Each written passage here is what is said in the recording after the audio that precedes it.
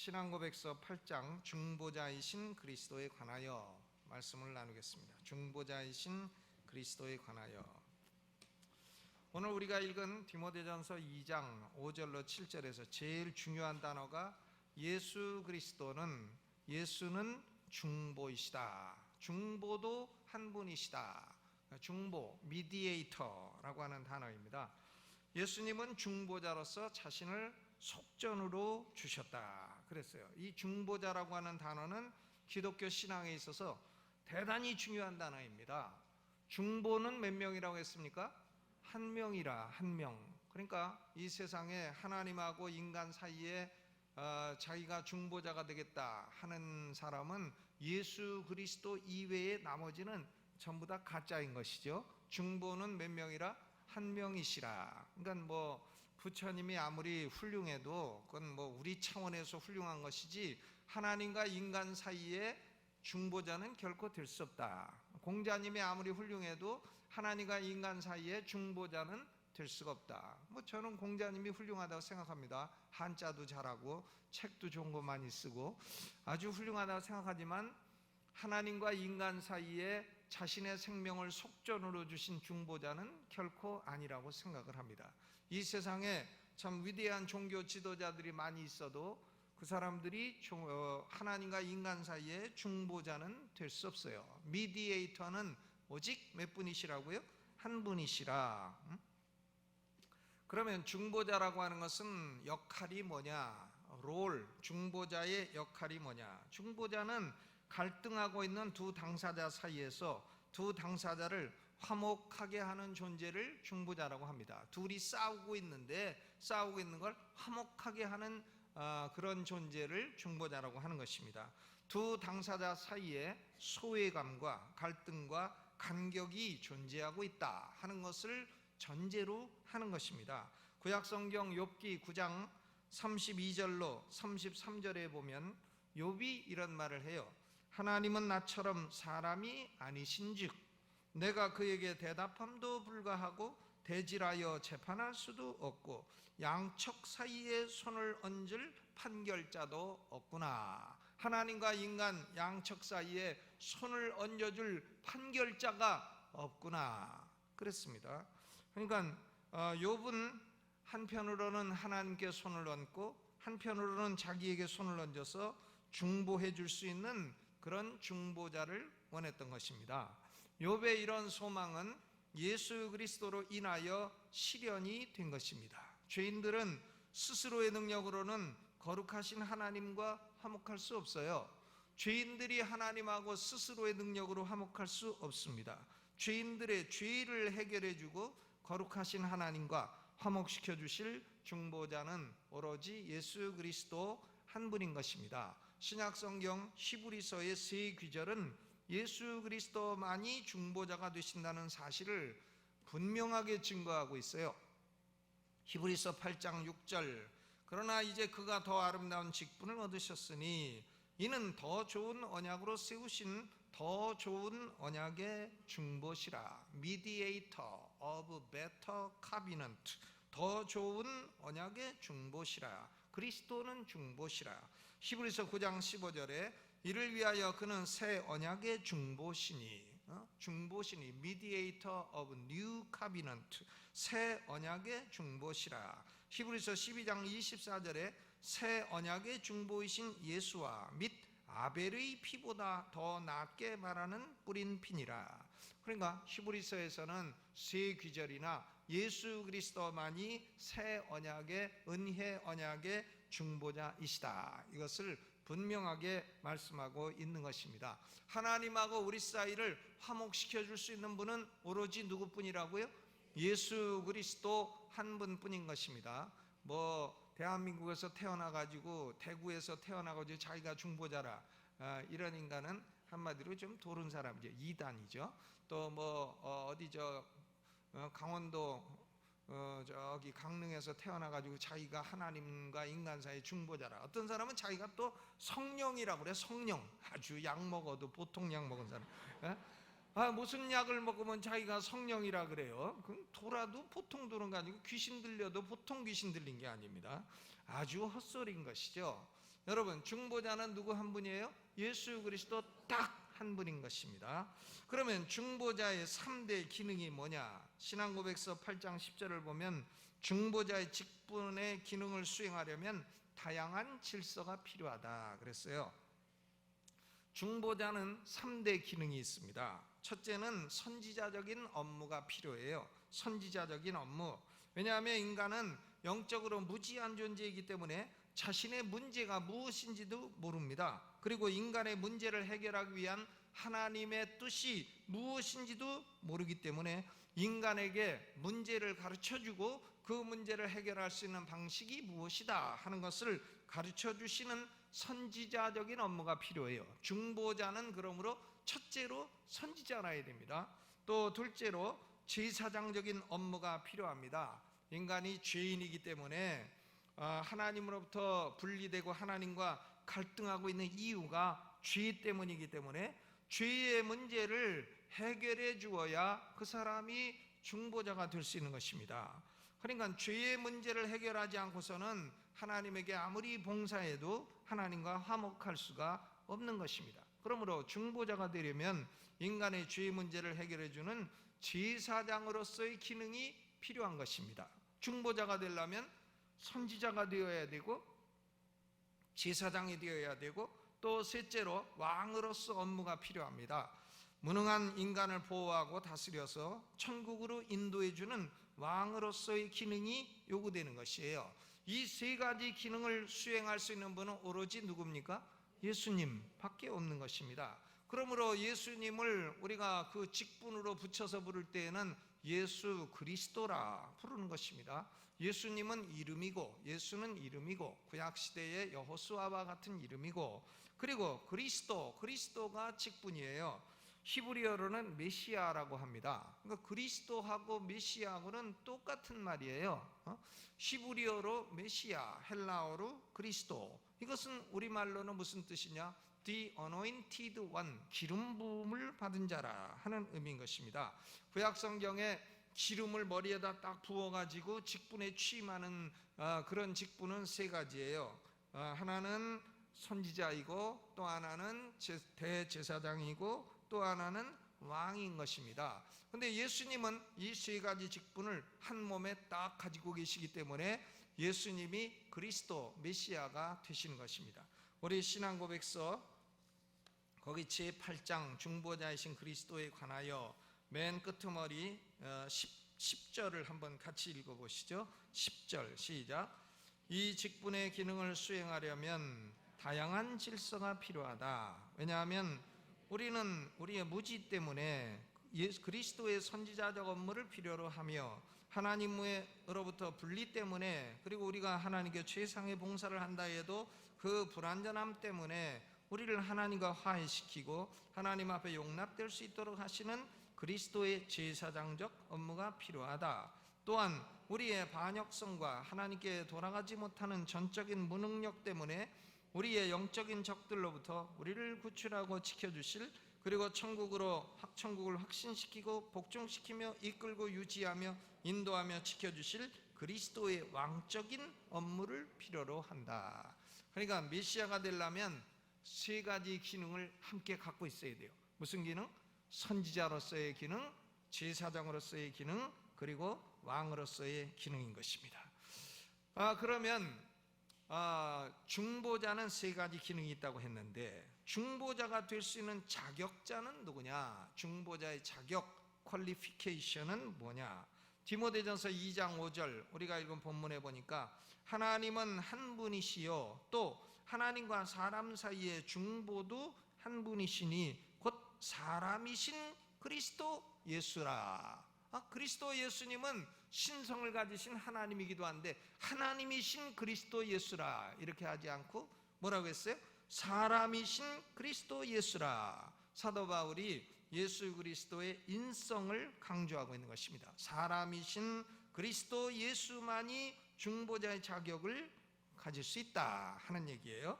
여러분, 중보자는 화목시키고자 하는 양 당사자 모두를 대표할 수 있어야 됩니다. 한편으로는 거룩하신 하나님의 손을 얹기 위해서 완전한 신성을 가져야 돼요. 그리고 다른 한편으로는 인간을 대표하기 위해서 완전한 인성을 가져야 됩니다. 그러니까 완전한 신성과 완전한 인성을 한 몸에 가지고 있어야 됩니다. 두 본성을 가지면서도 한 존재라야 돼요. 위격으로는 한 위격이라야 되는 것입니다. 그러니까 한 위격이신 예수 그리스도 안에는 신성과 인성이 완전하게 존재하고 있는 것입니다. 신성과 인성이 예수님 안에서 구별되기는 해도 분리될 수는 없어요. Not divided, but distinguished. 구별되기는 해도 신성을 가지신 예수님 따로 있고 인성을 가지신 예수님 따로 있고 그럴 수는 없는 것입니다. 한 분이신 그리스도 안에 완전한 신성과 인성이 동시에 존재해야 그 사람만이 중보자의 자격을 갖게 되는 거예요. 그래야 하나님과에게 한 편을 얹고 인간에게 한 손을 얹고 그래가지고 중간에서 중보할 수가 있는 것입니다. 중보자에게 왜 특별히 인성이 필요한가? 히브리서 9장 22절에 보면 피 흘림이 없은 즉 사함이 없느니라.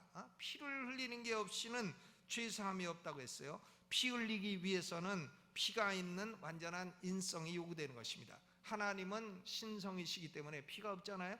그러니까 완전한 인성이 요구되는 것이에요. 피가 있어야 대제사장으로서 자신의 피를 시은소, 속죄소에 뿌려서 죄사함을 얻어낼 수 있기 때문인 것입니다. 그러니까 제사장, 이 중보자가 되려면 두 가지가 있어야 돼요. 뭐가 있어야 돼요?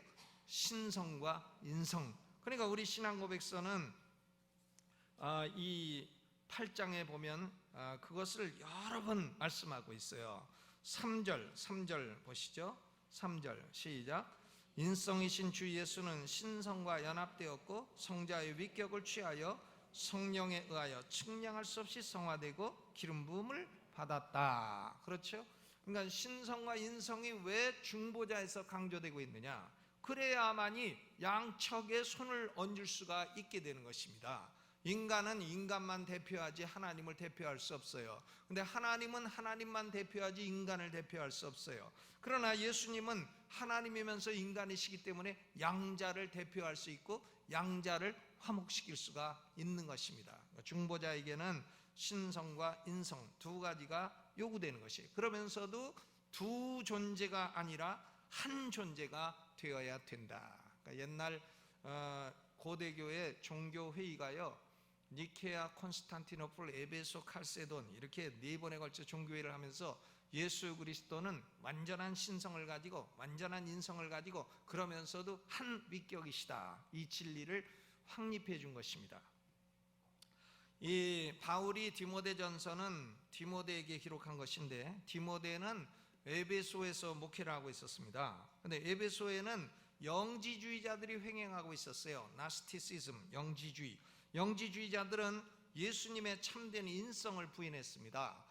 그들은 소위 가현설이라는 이론을 취하고 있었어요. 가현설. 예수님이 가짜로 인간인 것처럼 보였다. 도세티즘이라고 합니다. 도세티즘, 가현설. 그러니까 예수님의 인성을 부인했어요, 영지주의자들이.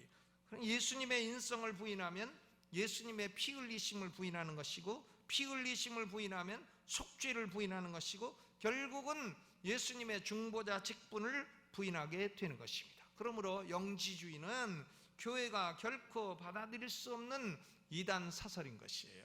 이 영지주의가 그리스도의 신성을 무시한다는 면도 있지만요, 영과 육을 지나치게 분리해가지고 영은 선한 거고 육은 악한 거고, 영은 선하고 육은 악하다. 육이 왜 악합니까? 우리 육이 악합니까? 이게 악해요? 성경은 그런 거 가르치지 않습니다. 성경은 육도 부활해야 구원이 완성된다 가르치죠. 영과 육이 이것이 악하다고 가르치지 않아요. 성경이 가르치는 것은 우리 속에는 죄성이 악하다고 가르치죠. 이 죄성은 육신이라고 하는 단어로 기록이 되어 있는 것입니다. 그 영지주의자들은 영만 구원받으면 육은 아무렇게나 살아도 된다는 거예요. 우리나라의 유병원이 권신찬 또 누굽니까? 구원파. 이 사람들은 왜 침례자를 갖고 붙이고 다니는지 모르겠는데 이건 고소해 갖고 빼도록 해야 됩니다. 이 사람들이 영지주의 가르침을 갖고 있는 것입니다. 그러니까 영지주의 가르침은 결코 교회가 받아줄 수 없는 악한 사상인 것이에요. 그러니까 그런 그 악한 열매를 맺게 되는 것입니다. 신앙고백서, 우리 신앙고백서 8장 2항 3항 4항 5항 7장은 전부 다 예수 그리스도의 완전한 신성과 완전한 인성, 그리고 한 위격을 가지신, 그러므로 예수 그리스도만이 중보자가 될 수 있다, 중보자의 자격 있는 분이다, 이것을 선언하는 것입니다. 그러니까 내가 하나님과 인간 사이에 중보자가 될 수 있다, 그러면 그 사람은 어떤 사람이라 해야 됩니까? 신성을 가져야 돼. 신성. 지가 하나님도 아닌데 중보자라고 하려니까 자기를 자꾸 성령이라고도 하고 하나님이라고도 하고 뭐 이런 소리를 하는 거죠. 우리나라에 자기 자신을 하나님이라고 하고 성령이라고 하는 인간 많습니다. 완전 또라이들 굉장히 많아요. 아주 약먹은 사람들, 이단자들 많습니다. 왜 대한민국은 그런 걸 따라다니는 인간들이 많은가 몰라요. 성경을 똑바로 공부를 안 해서 그래. 공부 조금 어렵게 하면 그냥 줘라. 동으로 서로 노져. 노졌습니다. 조금만 어려운 말만 나오면 노죠. 어려운 말 조금 참고 기다리면 그 가르치고 있는 진리가 있는 것인데, 중보자의 자격은 완전한 신성과 인성이 있어야 된다. 그러면 중보자는 누가 임명하나? 중보자는 누가 임명해요? 자기 자신이 스스로 막 임명하는 사람도 있어. 그건 아닙니다. 중보자는 누가 임명합니까? 하나님 아버지, 성부 하나님이 임명하는 거예요. 성부 하나님이 어떻게 임명하나? 하나님과 인간 사이의 중보는 아무나 자원한다고 되는 것이 아닙니다. 성부 하나님의 임명을 받아야 돼요. 임명의 주체는 성부 하나님입니다.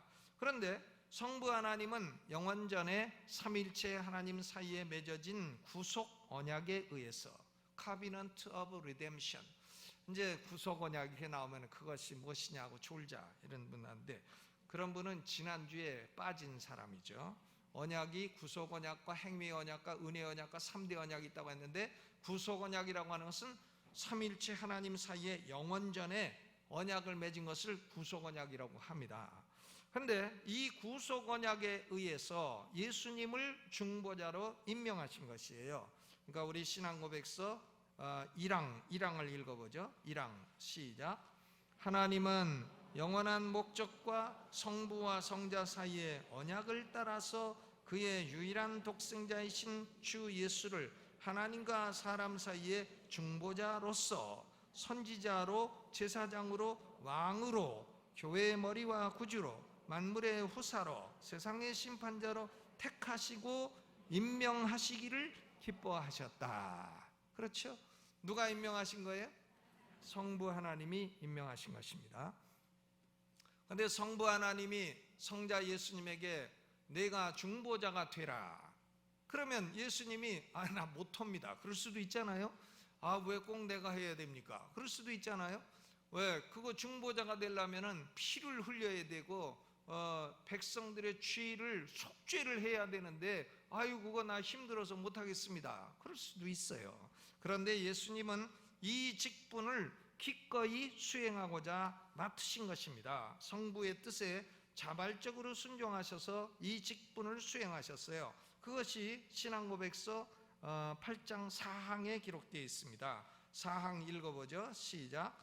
주 예수는 이 직분을 기꺼이 맡으셨다. 그는 이 직분을 이행하기 위하여 율법 아래로 오셨고 완전히 성취하셨다. 율법을 성취하셨다는 말이에요. 그리고 우리가 져야 하며 고통을 받아야 마땅한 형벌을 당하시고 우리를 위하여 대신 죄와 저주가 되어 주셨다. 그의 영혼으로는 가장 극심한 슬픔을 당하셨고 그의 육체로는 가장 고통스러운 고난을 당하셨다. 그는 십자가에 달리셔서 죽으셨으며 죽음의 상태에 놓이게 되었지만 썩음을 당하지는 않으셨다. 그는 제3일에 고난받으셨던 동일한 몸으로 죽음으로부터 부활하셨으며 그 몸으로 하늘로 승천하셨다. 그는 하나님의 우편에 앉으셔서 중보자가 되셨다가 세상 끝날에 사람들과 천사들을 심판하러 다시 오실 것이다.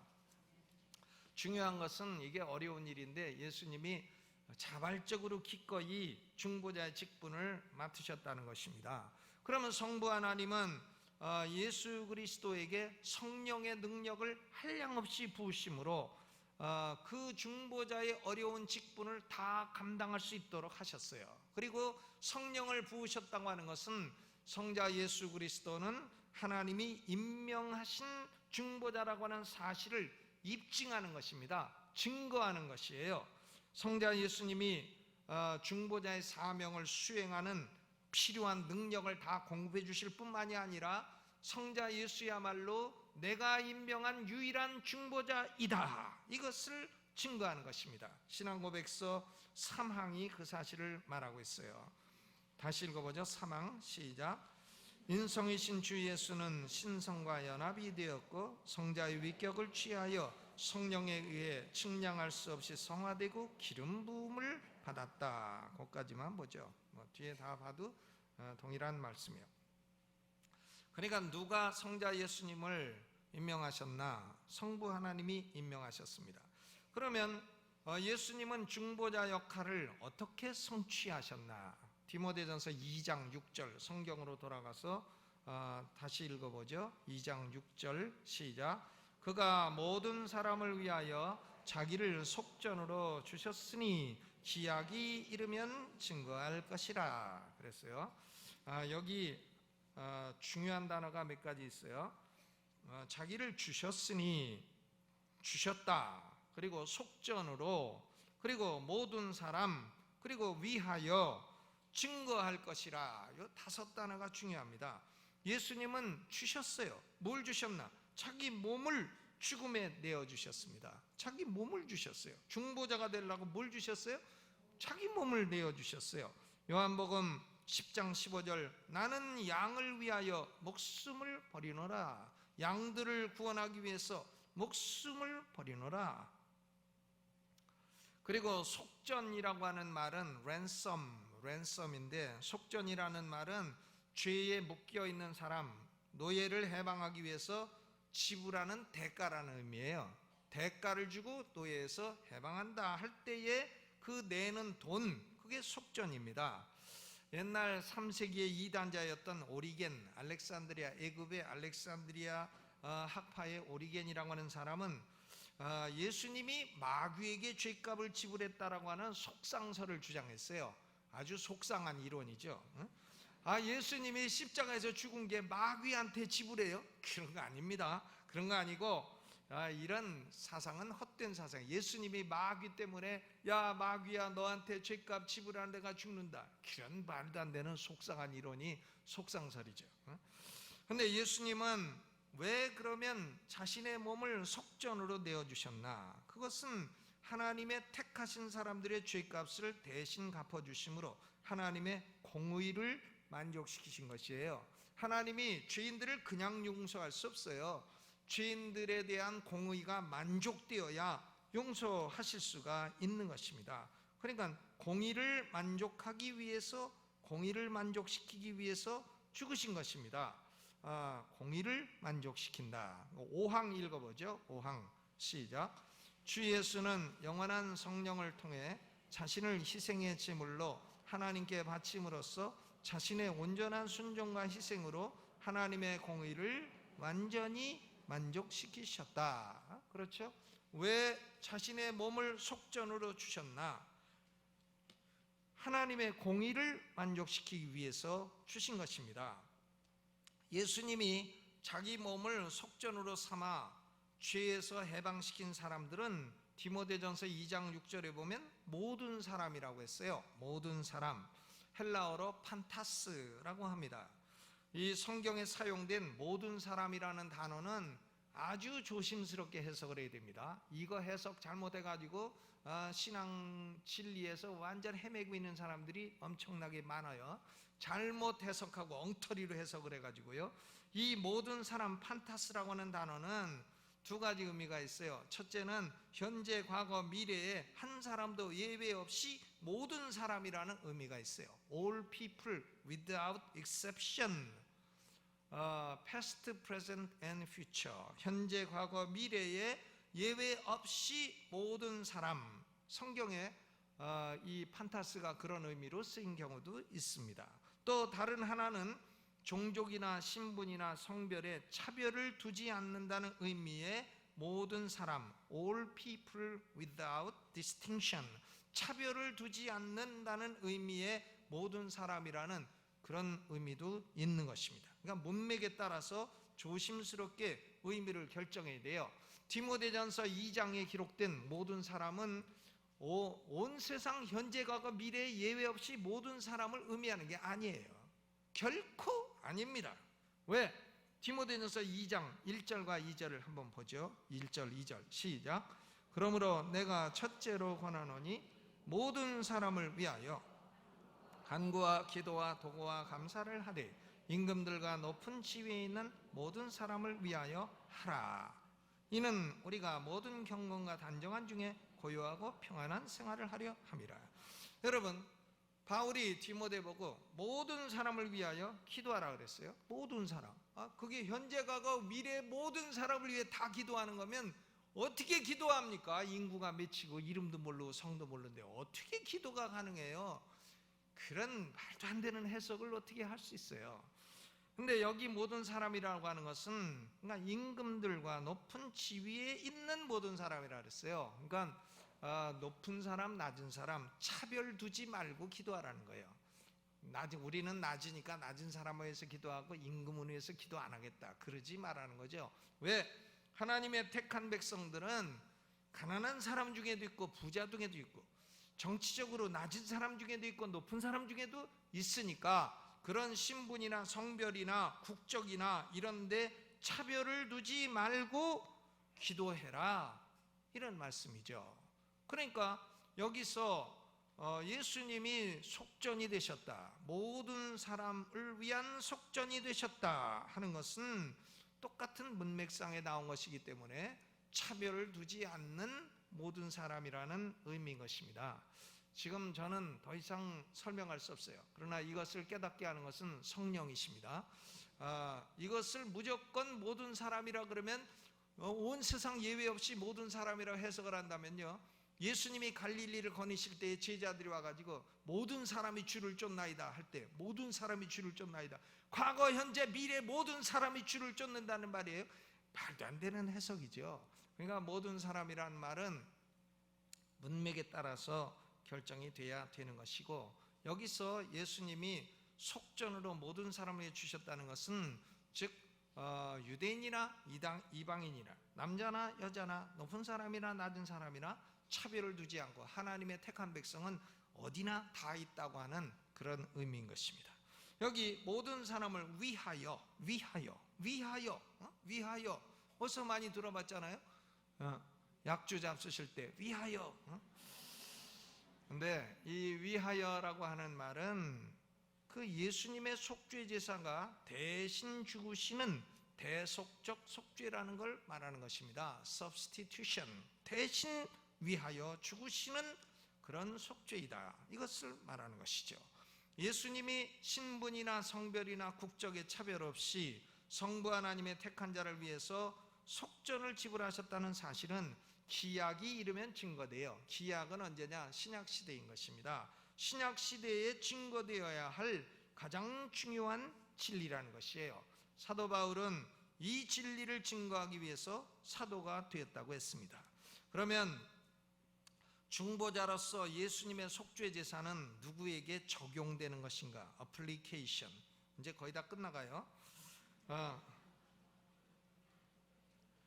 예수님이 예외 없이 모든 사람을 위해 속죄하신 건 아닙니다. 여러분, 그렇다면 예수님이 가룟 유다를 위해서도 죽으셨단 말인가요? 가룟 유다? 예수님이 김일성이를 위해서도 죽으셨단 말인가요? 예수님이 아말렉 족속을 위해서도 죽으셨다는 말인가요?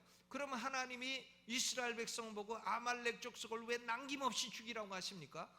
아말렉 족속을 사랑하는데 왜 남김없이 죽이라 그래요? 아말렉 족속을 위해서 예수님의 목숨까지 버리실 정도로 사랑하신다면 왜 그를 지상에서 멸절하라고 하십니까?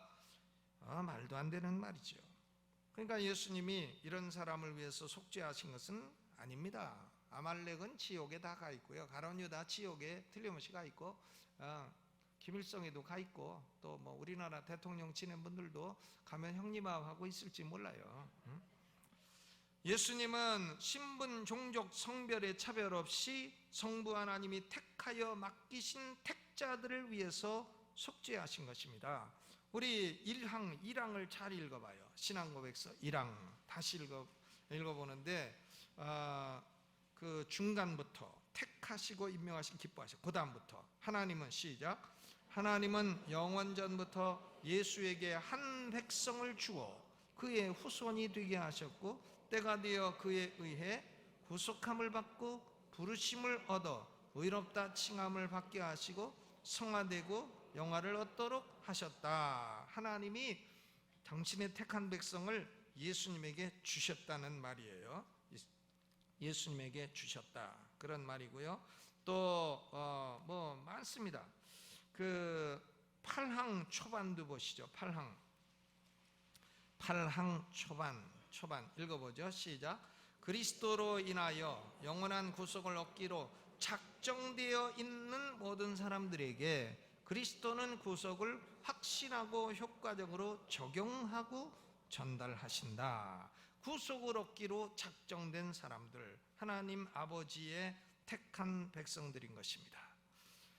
예수님의 속죄 사역의 효력은 성육신하기 이전에 존재했던 하나님의 택자들에게도 미치는 겁니다. 그러니까 하나님의 택자는 성육신 이전에도 있고 이후에도 있다는 것이에요. 그러니까 6항의 내용이 그것입니다. 6항 읽어보죠. 시작.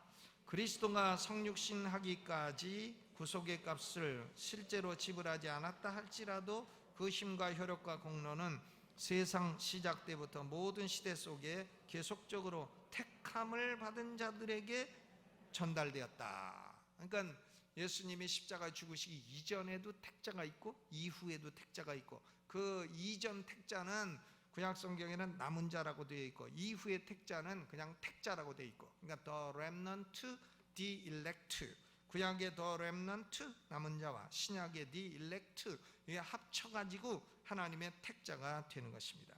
그러니까 우리 침례교 신앙고백은 1689년 런던 신앙고백서는 분명히 하나님이 택한 백성을 예수에게 주셨고 예수님은 그들을 위해서 몸을 버려 속죄를 하셨다라고 하는 칼빈이 가르친 사상을 명백하게 고백하고 있는 것이에요.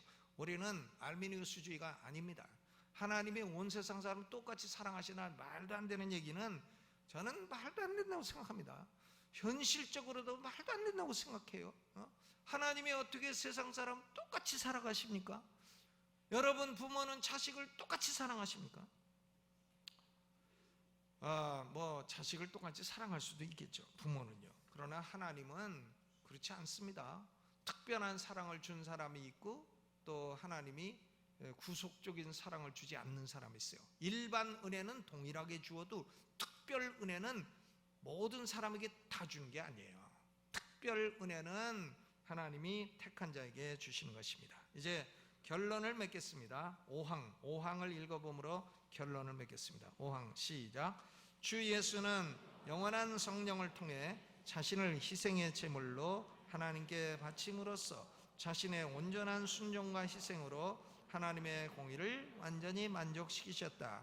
그는 아버지께서 그에게 맡겨주신 모든 사람들을 위해서 화해와 하늘나라의 영원한 상속권을 얻게 하셨다.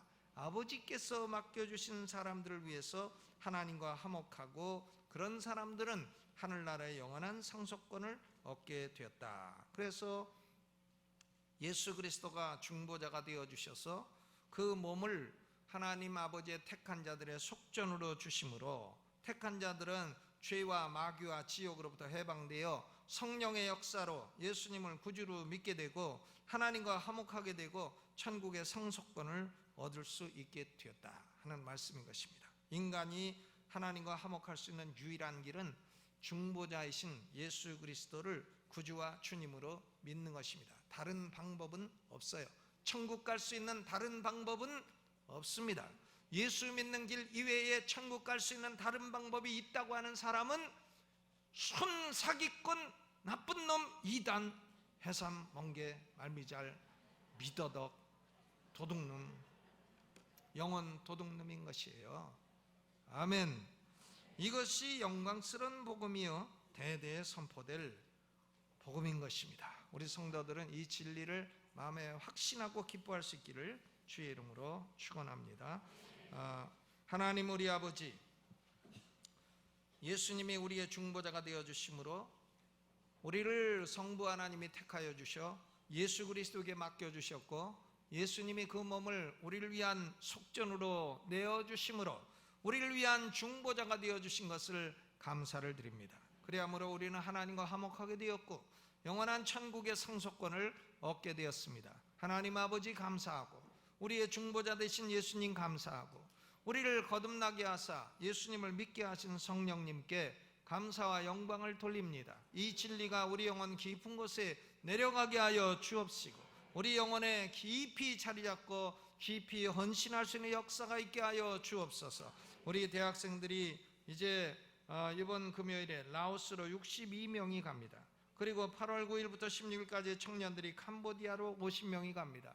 하나님 아버지, 그 나라는 우상숭배한 나라들이요, 그 나라는 또 갖가지 귀신들이 역사하는 나라입니다. 아버지, 무엇보다도 우리 청년 대학생들을 악한 악령들로부터 지켜 보호하시고 예수 그리스도가 불성곽이 되어주셔서 지켜 보호해 주시기를 원합니다. 영적으로도 지켜주시고 육신적인 안전도 지켜주시고 가서 담대하게 하나님의 생명의 복음을 증거하고 예수 그리스도가 유일한 중보자이심을 증거할 때에 성령의 놀라운 역사가 나타나서 그것에 구원받는 영혼들이 또 많아지게 하여 주옵소서. 다녀오는 모든 게 인도하시는 주의 종들을 축복하시고 함께하여 주옵소서. 예수님 이름으로 기도하옵나이다. 아멘.